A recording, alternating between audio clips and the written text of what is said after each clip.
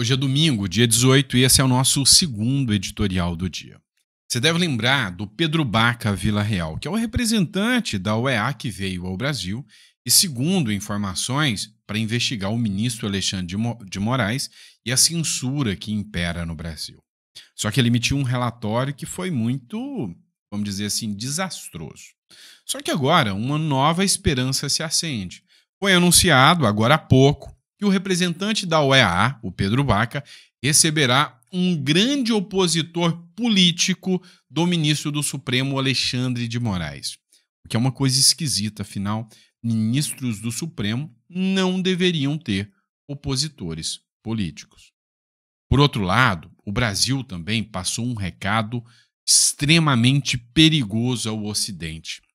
O Brasil mandou um recado que pode ser o estopim do Brasil sofrer sanções graves e duras por parte tanto da América quanto da Europa. E a gente vai falar sobre isso aqui também, né? Vamos falar nesse editorial ainda sobre o acúmulo de pedidos de impeachment do ministro do Supremo, Alexandre de Moraes. O quanto essa implicação, né, esse acúmulo dá menor credibilidade ao Brasil, o quanto mostra uma fragilidade das instituições e o porquê isso está virando alvo de debate de vários juristas mundo afora. Tudo isso faz parte do nosso editorial, então não esquece, né? Vamos se inscrever no canal, vamos dar força aí para o canal, a gente está lutando, né, sempre para ter informação de qualidade, poder ter um debate público saudável, mas sempre divulgando, né, o conhecimento sobre a política. Sempre divulgando para você aqui algo que possa te causar um start para ter maior inteligência eleitoral. Com isso, te ensinando a ter argumentos, debate, para mostrar para o carinha da Left People que é tão simples quanto ele parece, né? E o discurso do PT é bonito, da boca para fora, mas na prática não tem beleza nenhuma, tá bom? Então bora de matéria.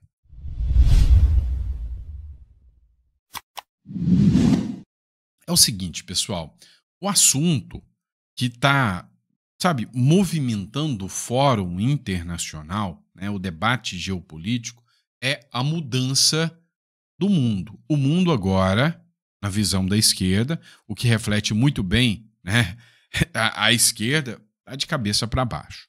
Não sei se você está sabendo, a turma da Left People, né, louca como sempre, resolveu apresentar um mapa mundi, mas de cabeça para baixo, com o sul no topo.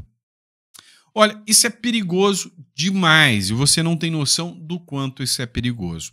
A imagem, né, que está circulando é essa imagem aqui da Dilma, logo a Dilma, com o Postman, demonstrando o mapa mundi invertido de cabeça para baixo, e agora o sul é para cima e o norte é para baixo. É a visão invertida de mundo que a galera da esquerda tem, mas o impacto disso é muito maior do que você imagina. A questão é muito mais complicada do que você imagina. Não é a primeira vez que o mapa mundi, de cabeça para baixo, ele é apresentado. O criador e mentor do Foro de São Paulo, não sei se você já ouviu falar dele, se chama Luiz Inácio Lula da Silva. E não sei se você já ouviu falar do Foro de São Paulo, é uma estrutura comunista que visa expandir e difundir o comunismo no Brasil e no mundo, principalmente na América Latina, de forma que não se precisa mais de eleições. A partir do momento que o comunismo toma o poder, ele nunca mais sai. Exemplo, a própria China e outros países que a gente conhece, né, notoriamente. Agora, o que acontece? De onde vem essa ideia de colocar um mapa de cabeça para baixo? Veio do Postman, uma figura que foi colocada dentro do IBGE com ideias absurdamente comunistas advindo do nascedor do Foro de São Paulo e com ideias totalmente centralizadas no criador do Foro de São Paulo, o Lula. E essa imagem mostra para os Estados Unidos, para a Europa, a ideia de que agora nós do Sul estamos no topo. Só para você ter noção, há agora um movimento por parte dos países do BRICS, né, de que o Sul não precisa mais do global. Quando o primeiro-ministro da Índia foi entrevistado, ele falou o seguinte: olha, eu quero mostrar para vocês que a Índia ainda vai se despontar e se tornar uma liderança do sul global. E não mais falando vai se tornar uma liderança global. Ou seja, essa polarização que você está vendo aqui entre bolsonaristas e petistas vai se tornar também uma polarização mundial entre países do Ocidente democráticos contra países do Sul global não democráticos, que é o qual o Lula está representando hoje. Então, o perigo disso é gigantesco. A associação do IBGE já se manifestou. O sindicato do IBGE afirma que o novo Mapa Mundi compromete a credibilidade do Brasil. Ou seja, a associação publicou uma nota de repúdio nas redes sociais criticando o novo mapa e as ações da gestão, acusando que o Postman promove autoritarismo, promove perseguição dentro do IBGE e de que este mapa que foi apresentado para o mundo é um sinal preocupante de que o Brasil está do lado errado, ou seja, assumindo o eixo do mal. Tenso, né? O que o Brasil foi fazer?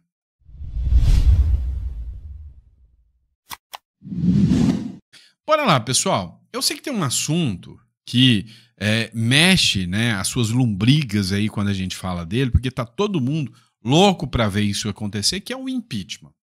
Impeachment, Flávio Dino, Alexandre de Moraes, Lula, enfim, né? A gente busca um país onde as instituições têm a maior credibilidade, respeito, onde a segurança jurídica impere no Brasil, mas não tem como você ter segurança jurídica se matérias como essa aqui continuam a veicular na mídia.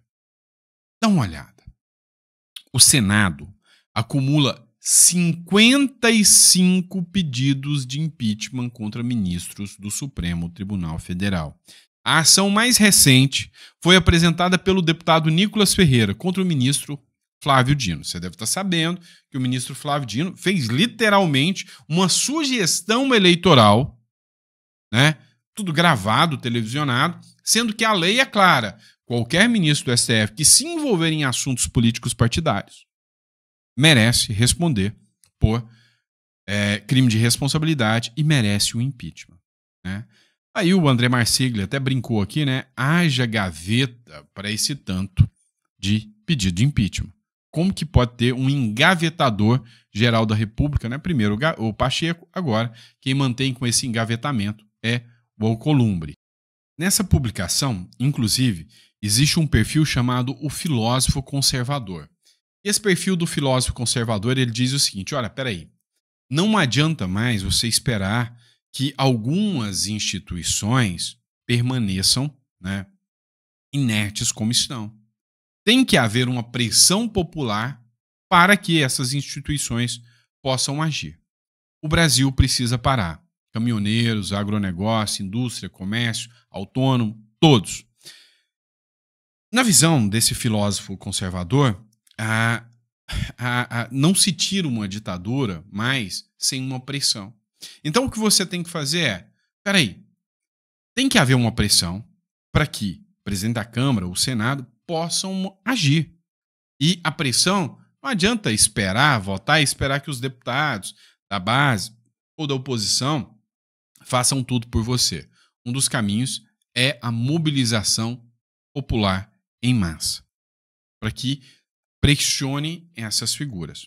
Eu, como filósofo também, né, vocês devem saber que eu sou filósofo, eu tenho uma visão diferente.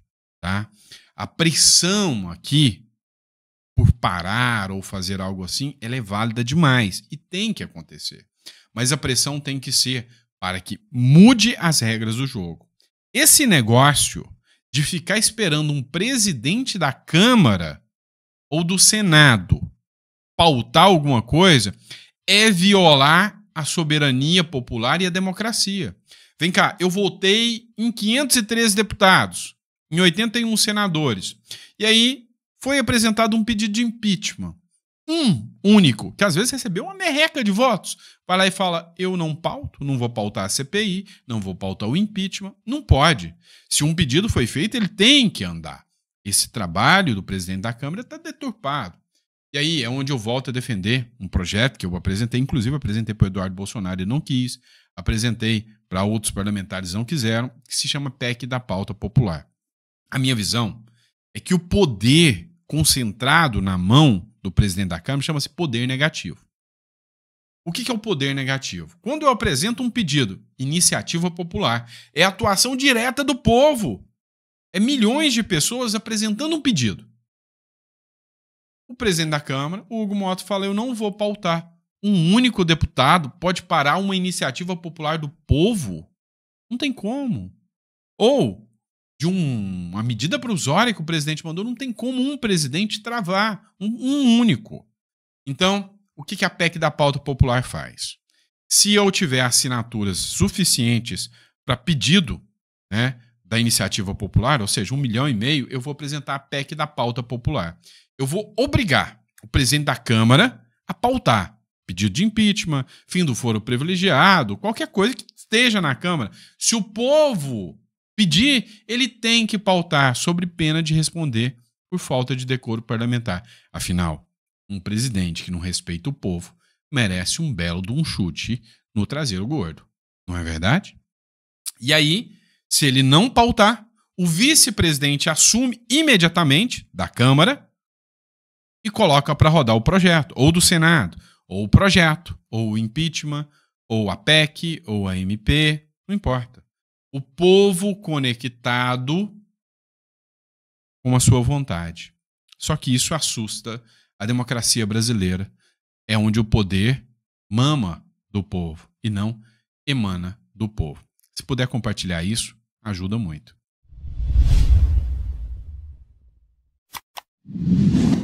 Vamos lá, pessoal. Mantendo aqui a nossa discussão, o Pedro Baca Villarreal esteve no Brasil, você deve lembrar do Pedro Baca Villarreal, e aí um dos pontos que gerou uma discussão muito grande é o relatório que ele teria que fornecer contra as liberdades de expressão e sobre a censura que está rolando aqui no Brasil.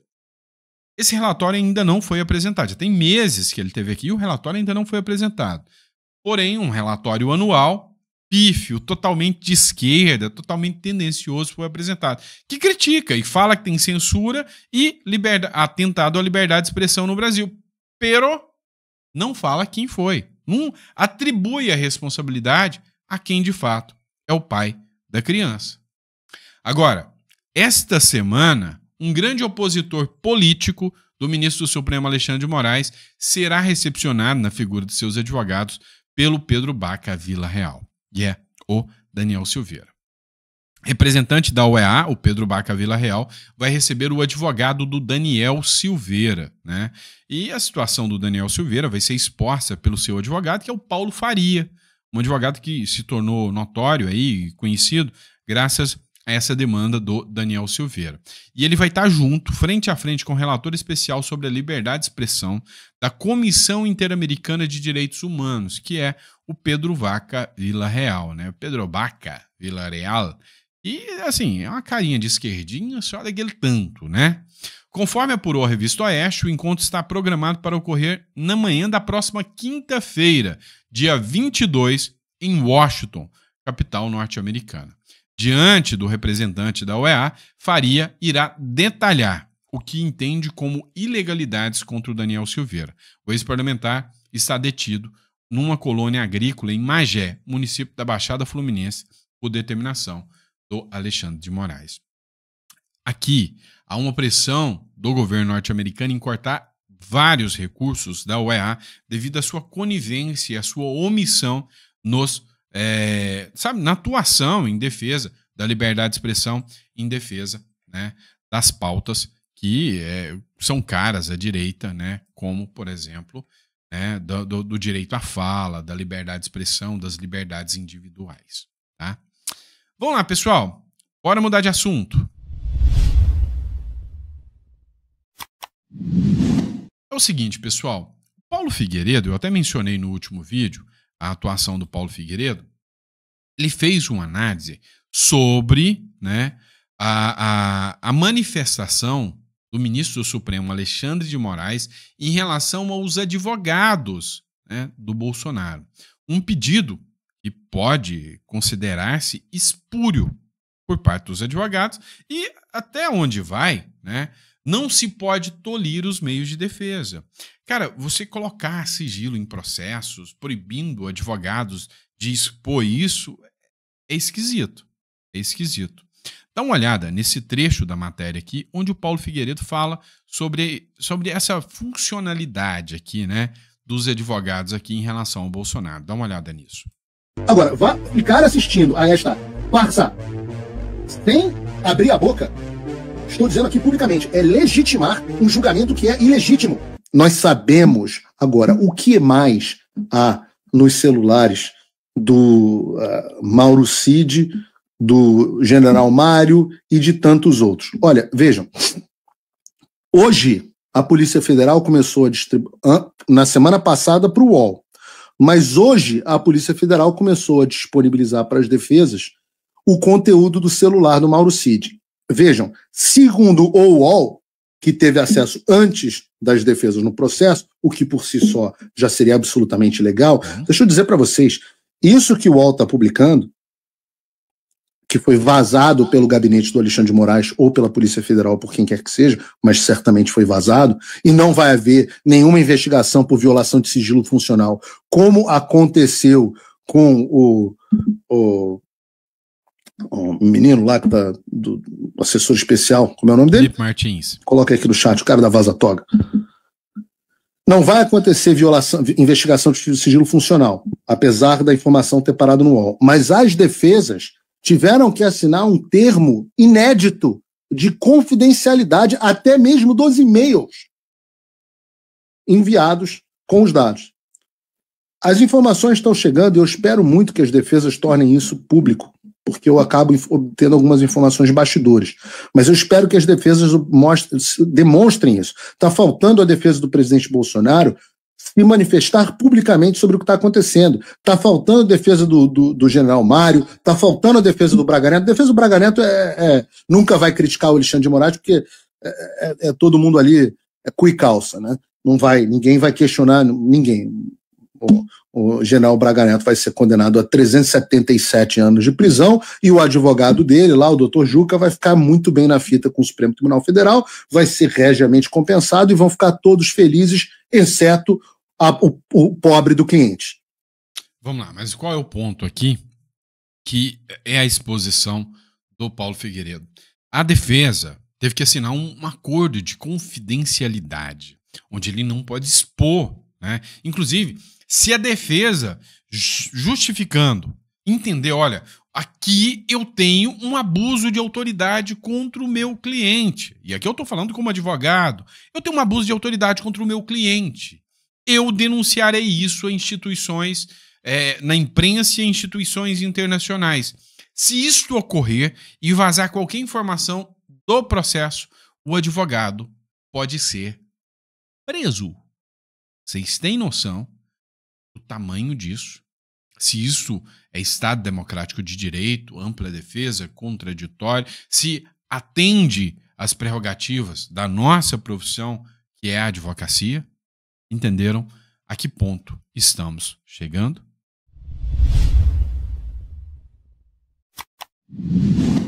Pois é, pessoal. Mas quando desastre pouco é bobagem, né, é porque você não conhece o governo do PT.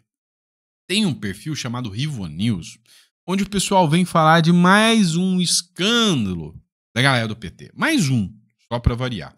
É o seguinte, uma recente reportagem do Estadão mostra que o presidente Lula está fazendo o quê? Olha, está deixando a vida do brasileiro muito boa. Pelo menos do brasileiro que é companheiro e faz parte do governo, porque o resto está se fedendo literalmente. Literalmente. Dá uma olhada no trechinho dessa fala aqui do Rivonews, né? Tem tudo a ver com o Brasil. Rivotril, Rivonews. escândalo. O jornalista Guilherme Cortes, do Estadão, publicou um levantamento sobre a presença de aliados do presidente Lula em conselhos de estatais ou empresas privadas das quais o governo é acionista. De acordo com o Planalto, todas as nomeações seguem as exigências da lei das estatais. Mas o ponto da notícia não é a legalidade da história, mas sim a imoralidade. O Estadão apurou que são 323 aliados do presidente tirando uma graninha extra todos os meses. A ministra da Igualdade Racial, Aniele Franco, que antes de virar ministra era professora de inglês e irmã da Marielle, tem um assento no Conselho de Administração da Tupi, uma metalúrgica multinacional, da qual o BNDES é acionista. A Boquinha rendeu a ela R$40 mil por mês no ano passado, além do salário de ministra, que é de 36. No total, então, os ganhos chegam a quase R$80 mil por mês. Mas aí é mais que o teto do STF. Mas não importa, porque o teto é dos salários. É isso. Quem paga ela é a Tupi. Entendi. A metalúrgica. Porque ela tem um conhecimento vasto em metalurgia. Quem senta ao lado de Aniele no conselho da Tupi? Carlos Lupe. Sim. Mas ele é um cara que trabalha. Isso. Tem também vaga para auxiliares do próprio Lula, dos ministros Haddad e Rui Costa. Parabéns esse pessoal da Rivo News. Eu fiquei conhecendo esse perfil essa semana, mas é isso aí. Você entendeu que a galera, né, que tá do lado ali da esquerda, tá todo mundo ganhando carguinho, superando o teto do INSS porque o dinheiro vem de estatais.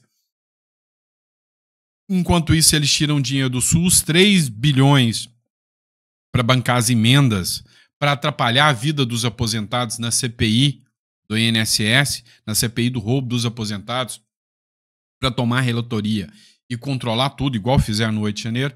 Meu irmão, esse governo é perigoso demais. É demais mesmo.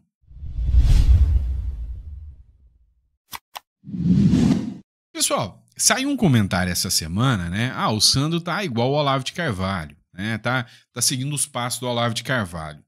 Não, porque eu não sou guru nem mentor de ninguém. Eu sou eu sou filósofo, mas eu tô aqui só para dar minha opinião, meu palpite e falar, né? Mas assim, eu não vou negar que eu gosto muito dos posicionamentos do Olavo de Carvalho. Seria um orgulho, né? Ver o trabalho do Olavo de Carvalho em continuidade. O Darcy Bacarense, justamente hoje, ele publicou um vídeo do Olavo de Carvalho. E ele escreveu o seguinte: como seria espetacular se a população entendesse isso. Acredito que haveria um debate sério a ponto de julgar a necessidade de um tratamento compulsório de gente absolutamente insana que está no poder. Acompanhe aqui essa fala do Olavo de Carvalho. Fernando Soares Emerick. Professor, o que esperar com relação à liberdade do cidadão comum nos próximos anos no Brasil e no mundo? O pior que você pode imaginar. Porque todo o esforço agora dos grandes poderes é chegar ao controle total da sociedade. Na verdade, tem que meter na sua cabeça o seguinte: nós estamos acostumados com a ideia de que nós vivemos numa democracia e de que nós tivemos liberdade. Essa ideia é falsa. A democracia moderna é uma farsa do começo ao fim. Por quê? À medida que você só pode dizer que houve democracia e liberdade do ponto de vista jurídico.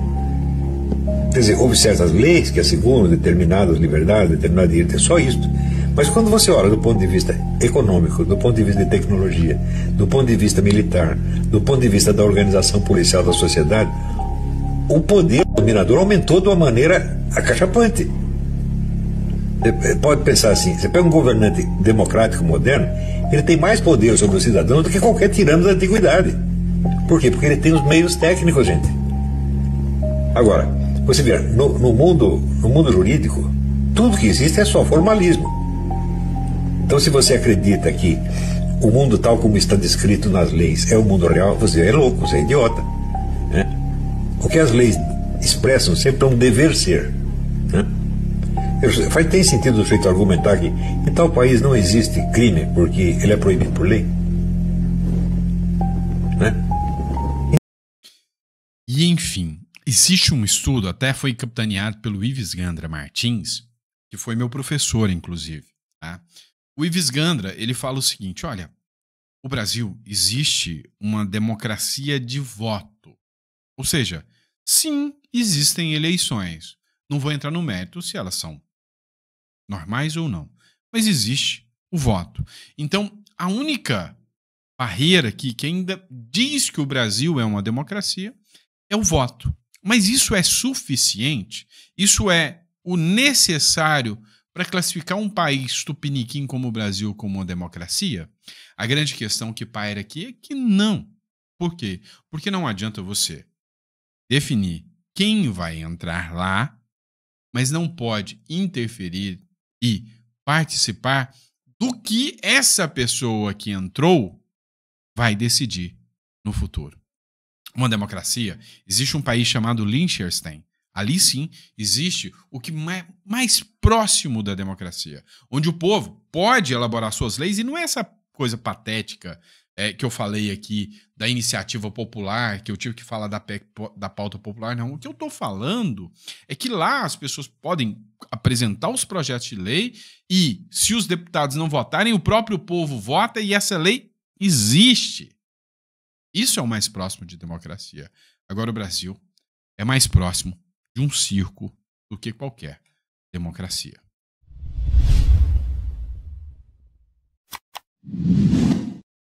Gerou uma discussão essa semana sobre voto em Michele Bolsonaro como presidente da República.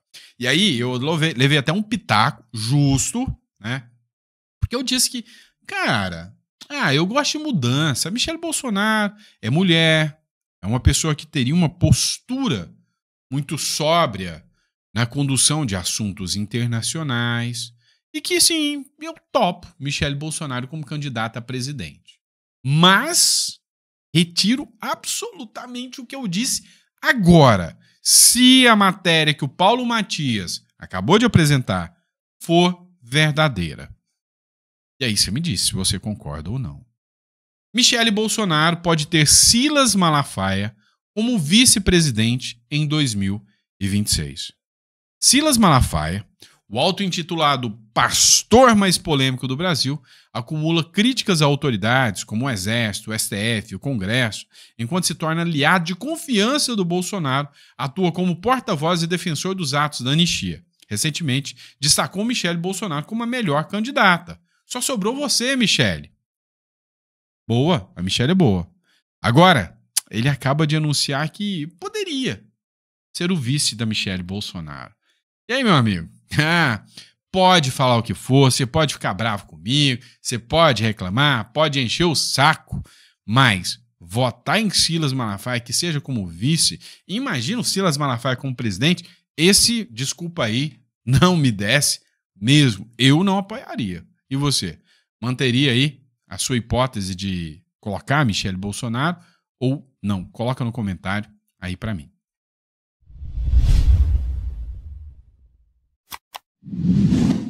Pessoal, olho no lance, viu? Hoje é um dia de extrema importância para a Europa, para o Brasil. Hoje está rolando eleições lá em Portugal.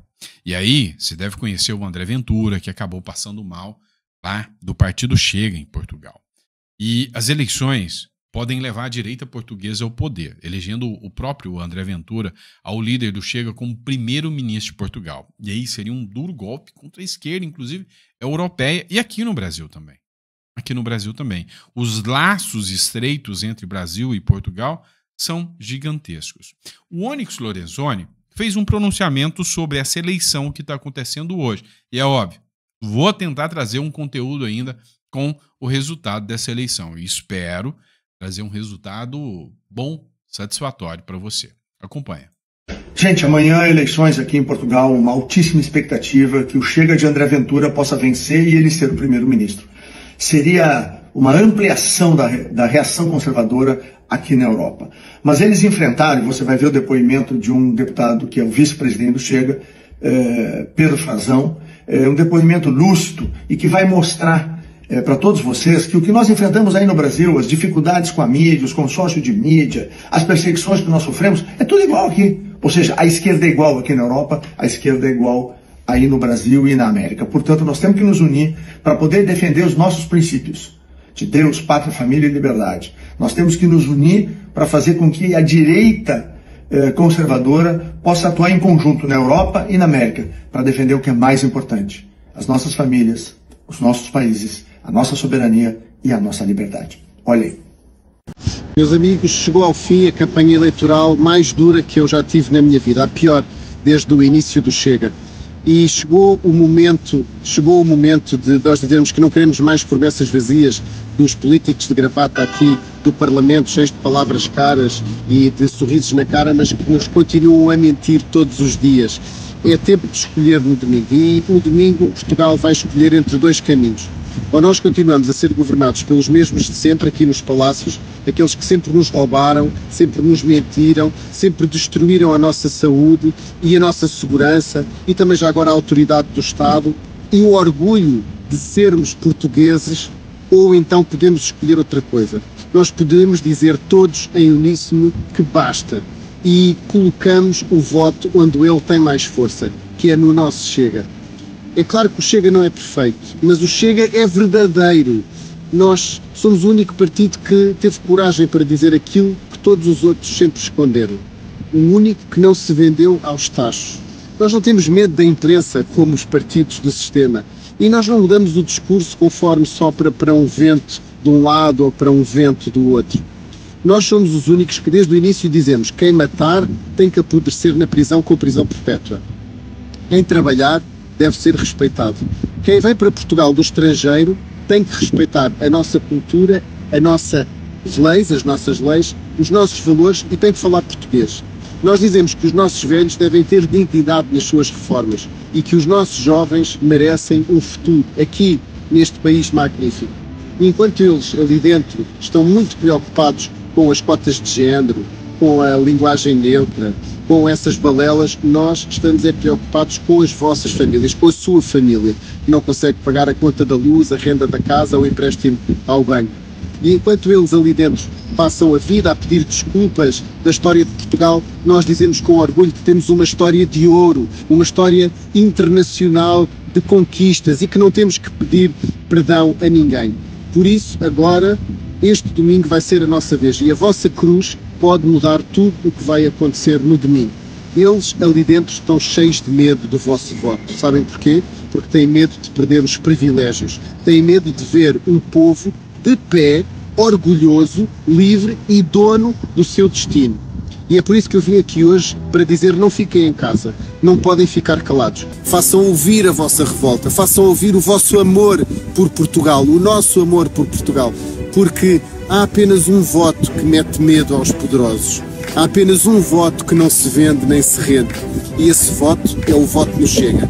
Domingo, nós vamos encher as urnas com a vossa força, com a nossa força. Vamos escrever uma nova página na história deste país. Vamos mostrar que Portugal não é deles. Portugal é nosso. É do nosso povo. É de quem não tem medo nem nunca teve nos séculos de história portuguesa.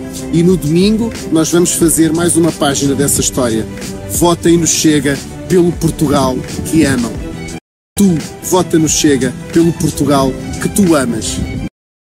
Pois é, esse aqui foi o vídeo final, né, do deputado aqui, mas mostrando o discurso, né, sempre da esquerda é o mesmo. E o discurso da direita é: pela família, estrangeiros têm que respeitar as leis dos países. Então, bola dentro aí do partido Chega, tá?